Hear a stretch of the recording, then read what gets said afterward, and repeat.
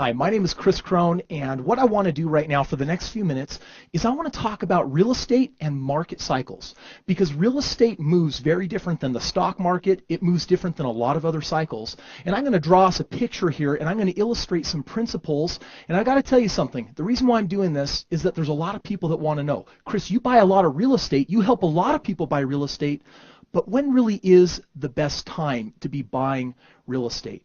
What I want to do is I want to answer that question. And to do that, I want to draw us a picture here. Now, there's a couple of things that we can all agree on. Real estate, over time, it goes up in value, right? I look at the very first house that I ever bought. It was built in the late 40s. And that house, I was told, was bought for and built for $5,000.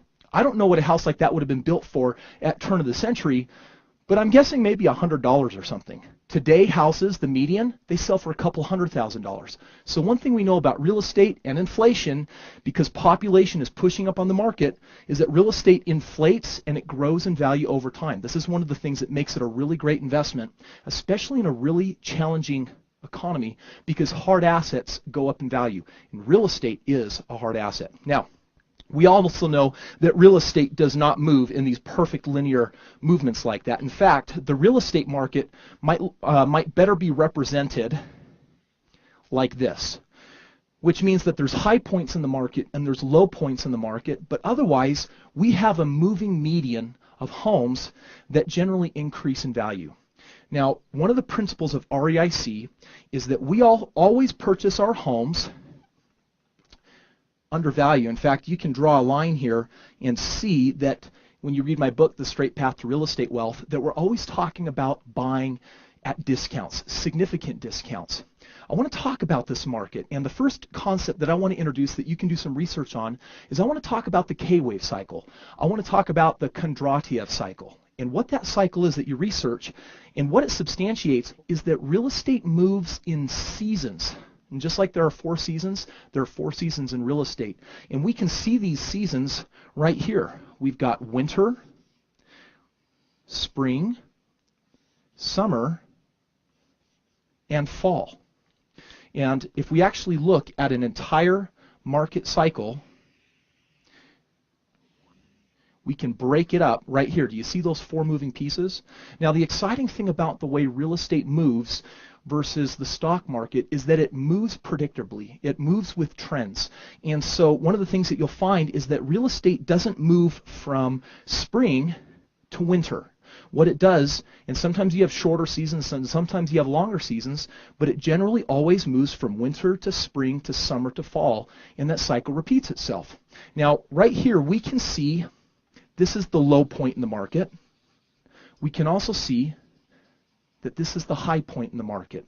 And a lot of times people will say, well, Chris, as far as when the best time to invest in real estate is, that's always going to be at the low point, right? Because real estate will always move up.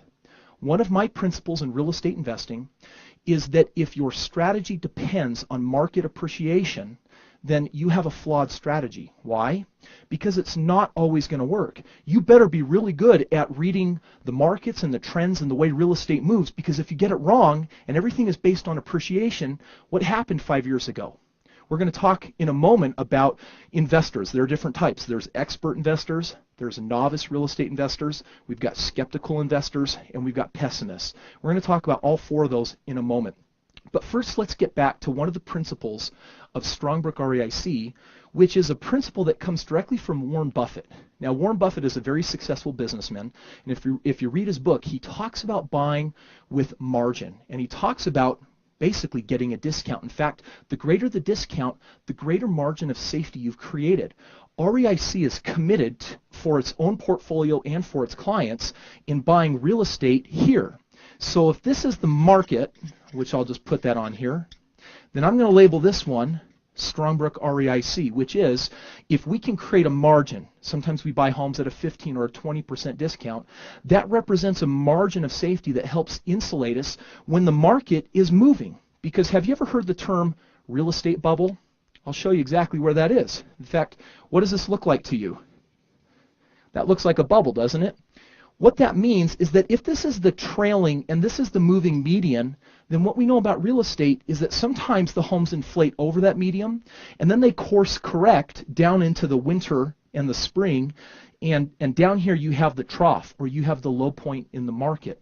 As far as when to be investing, if you're always purchasing real estate at a really great discount, then you create a really awesome margin of safety. That's one of the principles you need to adhere to as best as possible when investing in real estate. One of the other ways of creating safety in your real estate portfolio is understanding this principle.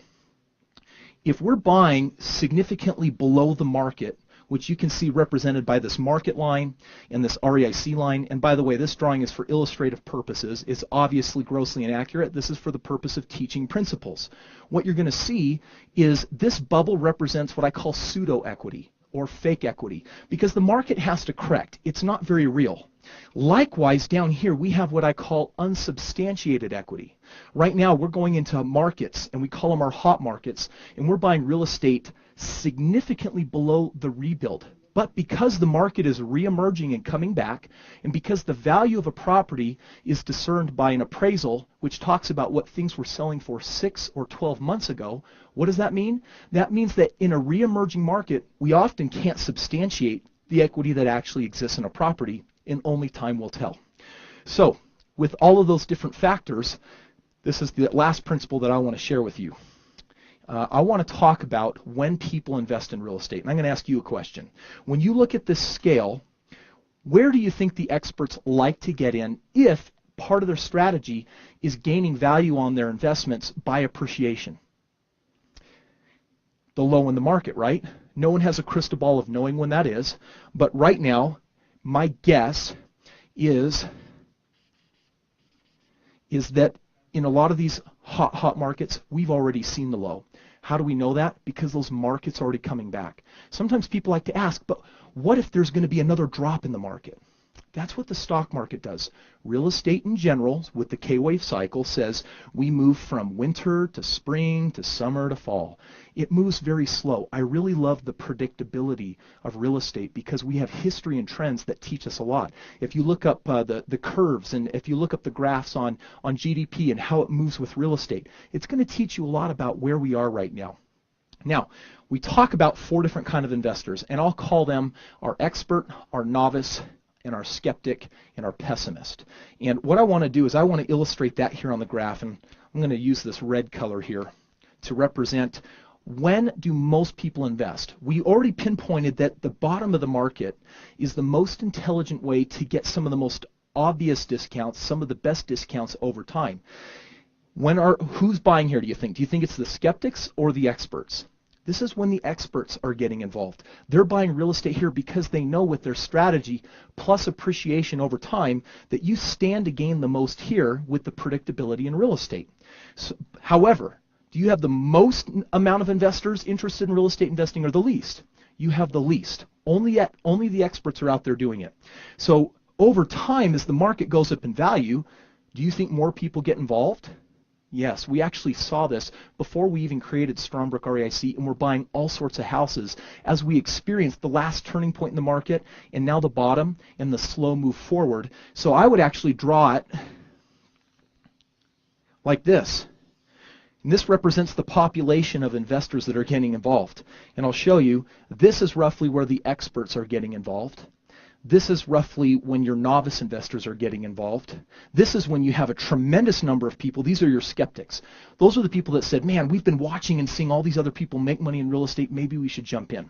Do you know when the pessimist jumps in?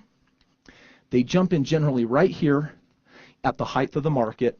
And what they're doing is they're actually going to experience that self-destructive pattern all over again. They're going to see pessimism because most people, when they see the market trending up, when they buy, they're not thinking of buying at that REIC discount. They're looking at just saying, hey, if I have property ownership, then it will go up over time. And that's, again, one of the fallacies that we see in real estate as well. And so understand that as the market improves over time, you're going to see more and more and more and more people jump into real estate because they now have evidence. They now have evidence that the market is improving. But a creator, a conscious creator, a very intelligent person, someone that's sophisticated, someone that reads these trends and understands the way the market moves, they won't buy just because the market is going up in value. They're going to buy at that trailing discount in the very best markets.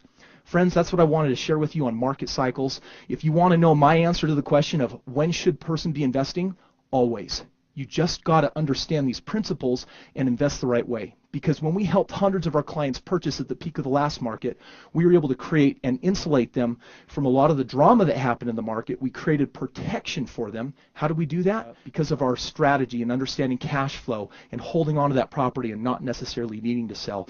And what we're seeing right now, if you want to know especially when to be investing, right now, no matter where you want to argue where we're at, we're buying homes at tremendous discounts. We're buying them with tremendous cash flow.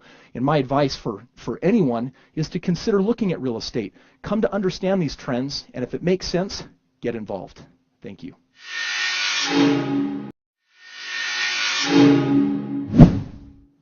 What's your retirement game plan? What's the financial plan to fund your dreams and your retirement and your future? You know, most people have a stock game plan that society's dished out for them.